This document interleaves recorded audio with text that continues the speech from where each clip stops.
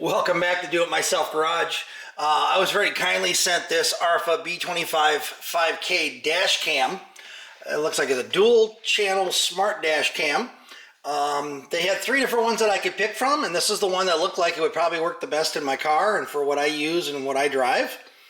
As you're aware, my previous dash cam got stolen because my door lock doesn't work very well. So I'll be fixing that, I think, before I leave this car sit anywhere. But I got the car all nice and cleaned up. I had a lot of comments on my last video that it was too dirty. So let's get started. Let's open up this dash cam and see what all's in here. All right, let's open this up.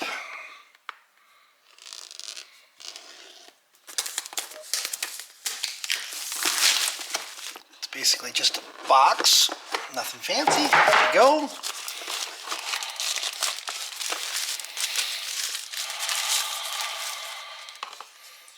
Okay, so here's the remove before recording. Here's one of the cameras here, and this is the Wi-Fi and some sensors here. Looks like power plug right here. Set him aside. All right, cord. One of the tuck tools is here for getting stuff in behind molding and stuff. It was included with my other kit, so that's a very nice inclusion when they do that. Looks like there's some adhesive clips here also, so you can keep your cords nice and organized. Looks like there's some templates here. A couple different ones. Another one. And another adhesive piece, and the instructions. So I am going to go ahead, read through the instructions before I do the demonstration, because obviously I want to be as well informed as possible, so I can help walk you through it and point out anything that would be not super obvious. Alright, so this camera is designed to turn on and off with your car. Fortunately, my outlets automatically do that. So here's the cigarette lighter adapter. This cable here, the short one with the pigtail. Okay, so this one plugs in. One plugs into the rearview mirror camera with the round plug, and the other one plugs into the camera. Actually, this end plugs into the camera here, and this one here plugs into the cord that goes to down to the 12 volt. Okay. All right, and then the cameras themselves. So the rear camera has a really, really long cord. This is designed to go along the top of the car, so kind of right along the edge of the headliner, all the way around. So here's the camera. I still have the protective piece on here. This piece here, you will actually take one of these film pieces first, clean the windshield, attach this to the window, so this part is sticky against the window, and this part will stick to this, so if you do need to remove them, you won't damage or mar up the glass. That says it includes two, but there's actually four in the kit, so you get 2 tries with each. So anyway, once you get it where you want to have it in the window, undo the sticker, put it on there. I don't know if you can tell, but the camera in the back, if you think about it, your window is going to be tilted, right? So this piece spins around, this outside piece turns around so you can mount it on the window and have the camera pointing in the right direction, because your rear window is going to be tilted, and that way you can aim it and get it proper. Okay, so the front camera is basically the same thing. You're going to find a spot on the windshield. You're going to put that piece of plastic on there, and then this is going to stick. So if the windshield's here, you're going to stick this right up against the windshield, and then you're going to adjust the tilt of the camera accordingly. Okay? Now, the the memory card's right here. it was already installed. Okay, they did say that you will want to format that the first time you use it. So we'll go through all the software stuff later on once I get it installed. This piece here does come off, so once you have it in the car, and you can imagine this part is stuck to the windshield, and you pull the camera kind of away from that end, this whole thing will slide off. It's a little stiff because I've only done it a couple times. That will slide off if you need to take it out. I don't see any reason why you would. I'm hoping mine will stay in there for a long time and not get stolen. So basically, I'll show you where you're going to mount this. All right, so you're going to want to mount this basically even with the rear view mirror, so that it's kind of basically hidden behind your rear view mirror, up against the glass. And then my car has this tinting, so obviously you're going to want the camera lens to be just slightly below the tinting, so you don't have it doesn't mess up the camera view. And then in the back, same thing. Mine has defrost, and so it has a little bit of a striping, so you're going to want to make sure that the camera part, you know, kind of show you here. I've got an empty space here, so make sure that the camera is in an empty space. There's one of the stripes, I don't know if you can see it, goes right down the very middle, one of the defrost pieces, so I probably would not want the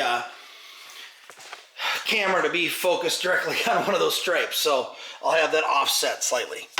So that in a nutshell is what we have. Let's get started putting this in the car. All right, so I cleaned the windshield really well. Put that piece up in there. I don't know if it's going to focus or not. I cut the plastic down. I'm kind of OCD that way. I cut that piece down. Still has the adhesive on it. That should hold plenty good. Let me show you what it looks like from the outside. So from the outside it looks like this. I still have to remove that little piece there. It says remove before recording. I could reach in and get that with my finger. And it's about level. Again, I got a lot of reflection here. It's hard to see. That should work really good. There's more adjustment on that to tilt that. Let's go ahead and get the rear camera mounted, and then we can run all the cords. So if you get it mixed up, the Arpha is vertical, the camera is toward the back, so don't install it the other way. Cord needs to go toward the driver's side when you put it on the back window. I don't know if you can see that, but the rear window has kind of a weird shading on it. It's kind of rough, so I put the film they gave me like right around there. I cut it down the size a little bit. I think I got the camera angle decent so that it misses the lines here. You can see the lines here for the rear defrost. Kind of don't want that in the picture. It might mess up the focus. I think I got it pretty decent there. We will find out. I got the cord there. Now I just got to get everything tucked up into the headliner. You can see my old cord from my old camera. I'm just going to cut that and then get everything plugged in. Alright, so I've got the power cord plugged into there. It's the pigtail, and I have it going up into the headliner all the way across over to here, and that's where it's going to split. So the power here is going to go down. It's going to run down. I'm going to tuck it in. Then the other one I'm going to connect, and it's going to go up through the headliner to the back. Now technically it probably should go the other way around, but you know, whatever works for your car. This seemed to work a little better for the pigtail for me, but you can do it, you know, either direction. Yours, you might have to use a little bit more of the cord getting from the windshield up into the headliner. So all depends on what you want to do, but it seems like a pretty compact installation. And when you're driving, I drove the car today without this all hooked up. I can't even see the the dash cam, so it's not distracting at all. Not sure if the camera's going to pick this up or not, but there is this little rib right here, and that fits into a rib inside of the connector. So it can only go one way. Just keep tucking the wire in. I haven't put a wire on this side before I put it on the other side for my other one. And just keep tucking it in there. Use a little pry bar piece to pry ahead of it. Do not push on the wire or you could damage it. Just pry ahead of it and it'll drop right in.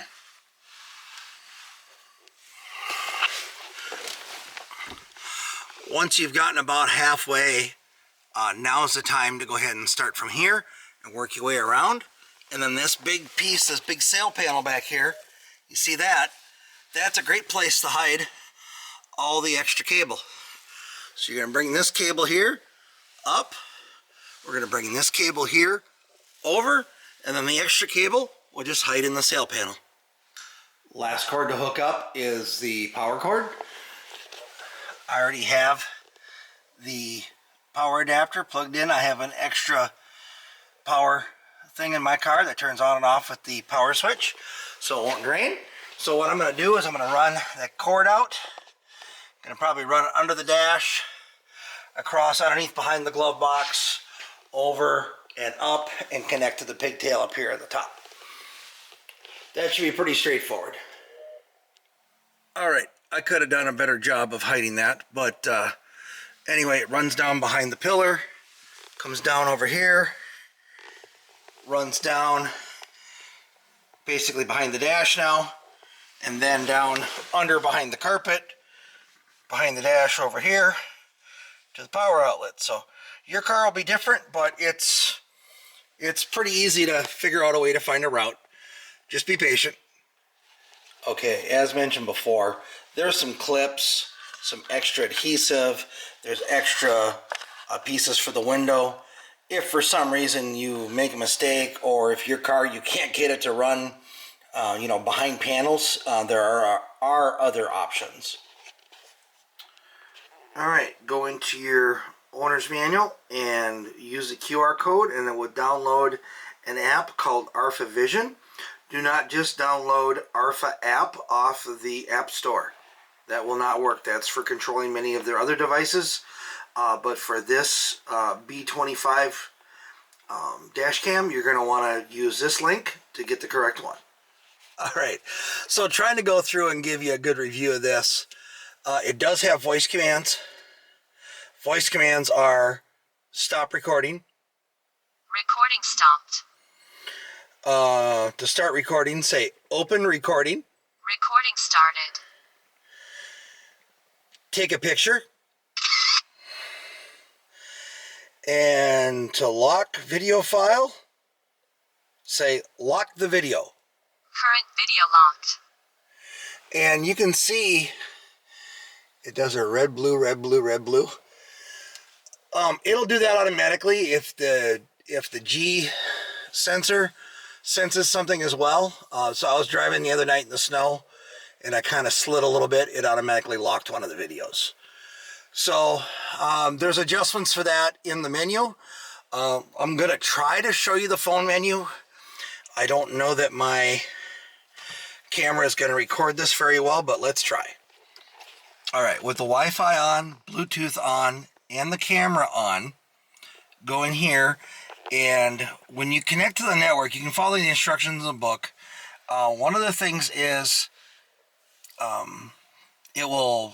you have to connect to the Wi-Fi to the camera, but your phone might try to auto disconnect. There's some instructions in there how to fix that for iOS and for Android. I have Android, so if I go check real-time video here, it should pull up video of the garage. Video locked.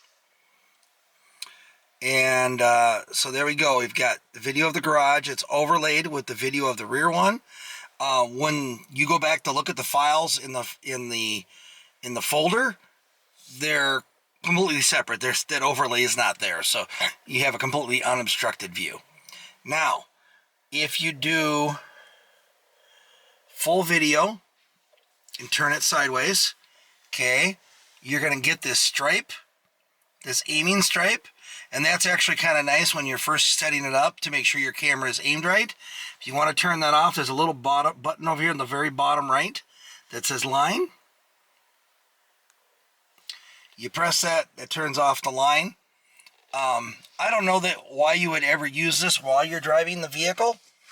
I don't see any reason why you would. I like the camera for the fact that it doesn't have an interface that you're being distracted by while driving. And then now that you turn that off, you can see at the bottom, it has the timestamps, GPS location, your speed, the date, and an Arpha logo there, and it tells you how many seconds into each video you are. Inside of here, you can follow the instructions in the book. You can save the videos at 1, 3, and 5 minute intervals. I just left it at a default of 1. It's been working fine. And then it has, the videos are synced so that and they're saved in order so that the front facing and the rear facing are right next to each other in the video log. And it's actually pretty nice. I'll show you some examples of some video and then give you what I feel overview on this camera at the end here.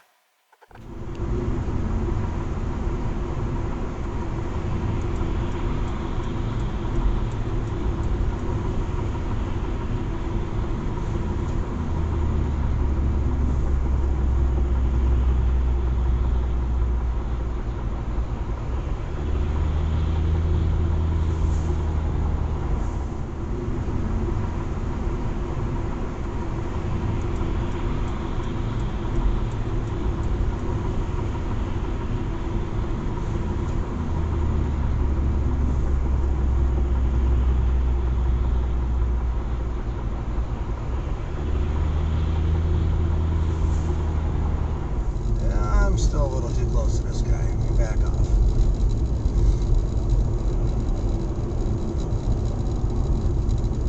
I'm going 45. That's plenty right here. It's really not that slippery, but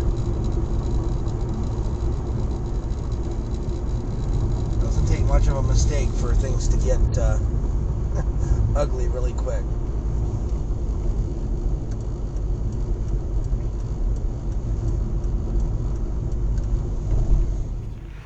Alright, so I hope that video kind of showed you the quality of the audio, the quality of the video that's going on. If you do press that button for audio off, that will turn off the microphone for recording while you're driving. It does not turn off the voice commands, just something to be aware of.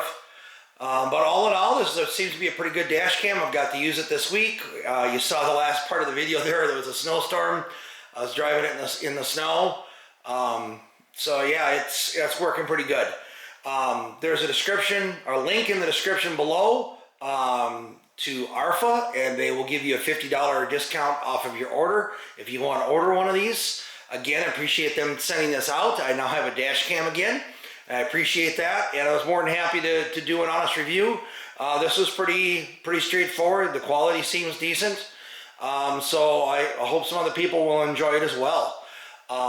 Feel free to send me questions, comments. I'll be glad to try to help you if I can. As always, like, share, subscribe to the channel. I have lots more stuff that I do like this. I have the GTO to work on. Who knows? I might put a dash cam in that someday. I try to run it with the GoPro when I'm going on that because it's fun to get video of me driving it. So anyway, thanks everybody. Have a great day, and we'll see you in the next video. Bye.